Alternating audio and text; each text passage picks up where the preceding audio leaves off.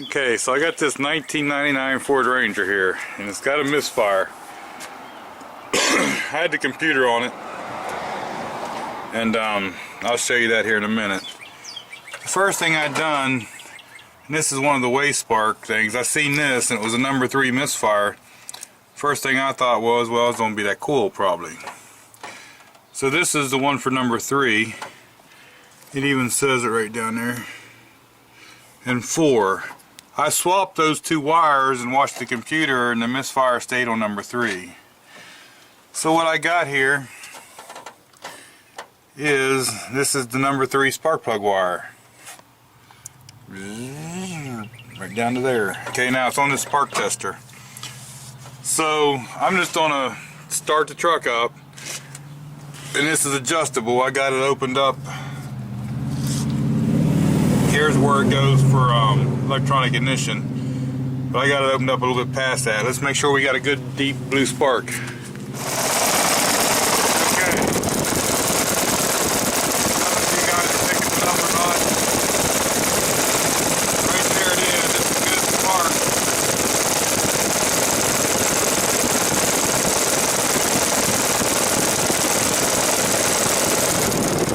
Now I think the coils will be fine.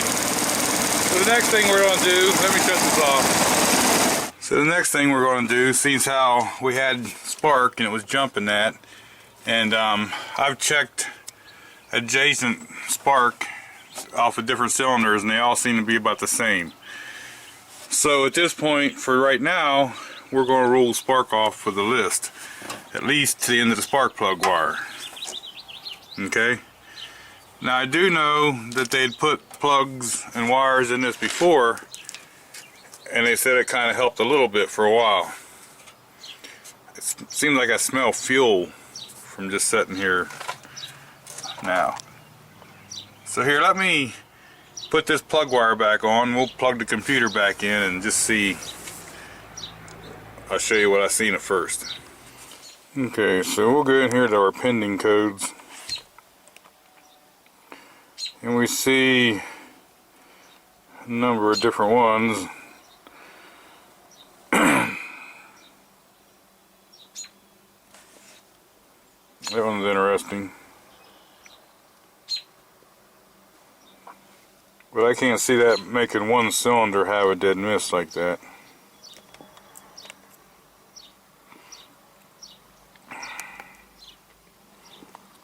So I'm going to go down here. What I'm going to do is get down here to functional tests, and then I went to cylinder contribution test, and what we're going to do, go ahead and start this thing. You can see here number 3 is the only one with misfires out of all 6, and it feels like a pretty dead miss. So here's some data. You can see it's really not up to temperature yet. I should have done this when it was warm. Fuel, the pulse width, notice is 9 on one side and 8 on the other bank. And there's a difference in the short-term fuel trims there. Another thing I seen was these are loose. So we'll tighten those up. That could be a little bit of the lean codes. Now that's something kind of strange. Compared to the firing order 1, 2, 3 is what I thought I saw. 1, 2, 3. And this is number 3. I don't know if you guys are seeing that.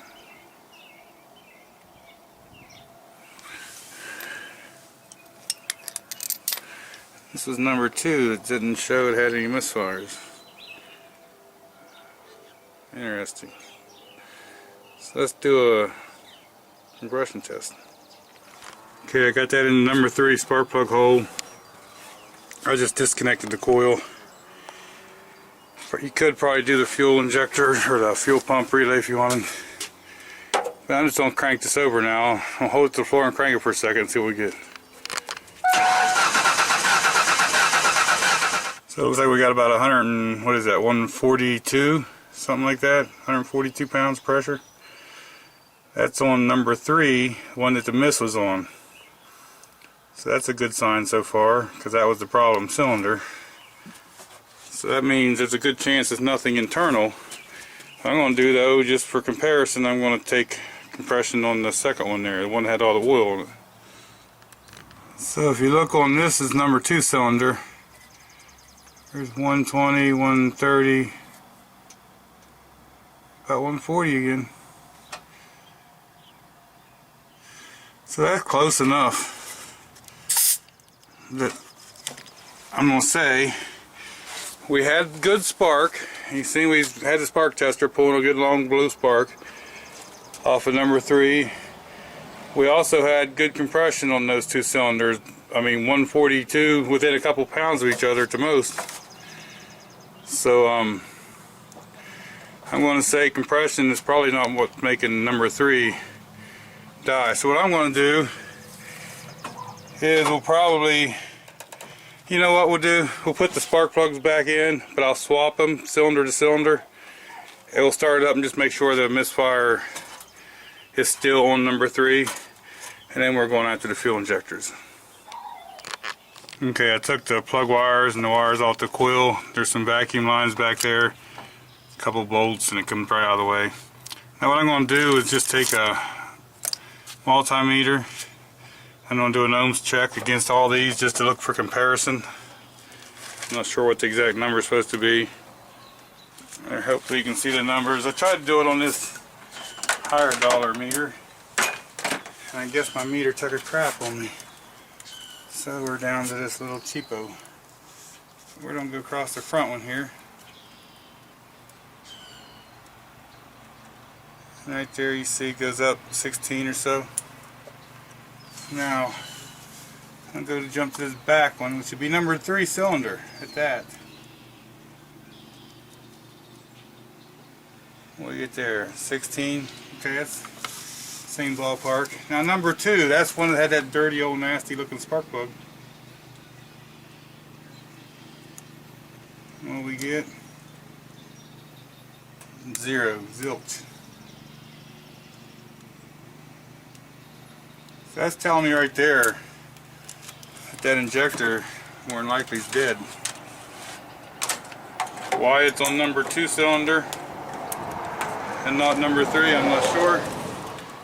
But we found something. So now that we know that injector for number 2 cylinder, even though the thing said it was number 3 misfire, I'm not sure on that. We had a cam sensor code. I don't know, right now let's worry about the misfire.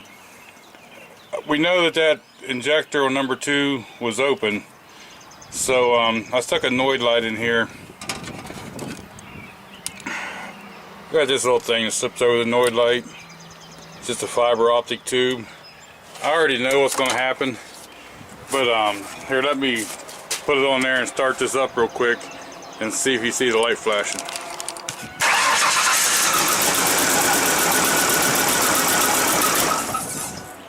So there, I hope you saw that. So with that light flashing, that means that I'm getting a signal and the wiring to the injector should be fine. So I'm gonna suggest putting a set of injectors in this thing.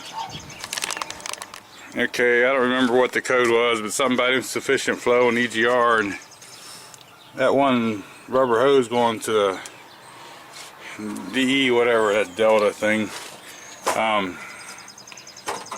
it was off. So the other one is the oxygen sensor, bank 1, switch 1 there. It may have an issue, but right now we want to get the misfire clearing up and then go from there.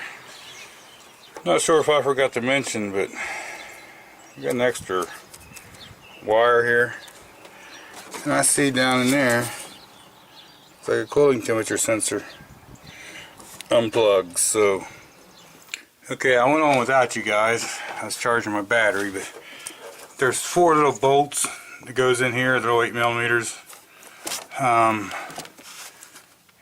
1, 2 on each side. 1/4-inch drive and a swivel you can get into there. Now these injectors are a little different. This fuel line was a little stubborn to get off. It had a bunch of crap. I had to squirt some stuff in there to blow it out, and then that little tool fit up in the line. I'll put that back. While I was back here, you know, remember we had that, what was that, 1309 correlation code or whatever, the cam sensor? I don't remember exactly what it was now, but look. You see that turning?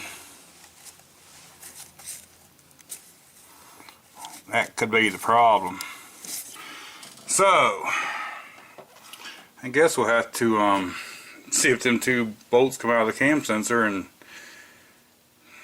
set that on where it's supposed to be. Tighten her down. I think we'll do all that before we do this intake. Now let's set that cam synchronizer thing on them Fords. Notice these got different bottoms. There's 4 of them. This is the one I ended up using. This locks over the housing and this locks over the shaft. You put your motor up on top dead center. Some things you read will tell you to do it 10 degrees after top dead center. I done it on top dead center and put that on there and locked the housing down where that was lined up. Okay, so where was we? I got busy. Finished without you guys. We put the injectors in, put everything back together. I did clean out the mass airflow sensor. I'm not saying that's going to fix it. The lines there we fixed. Put that cam sensor back to where we think it's supposed to be. Dusted out the air cleaner. So let's see what it sounds like. Thing still has a little bit of fluctuation in the idle, but once you bring it over the idle, it's fine.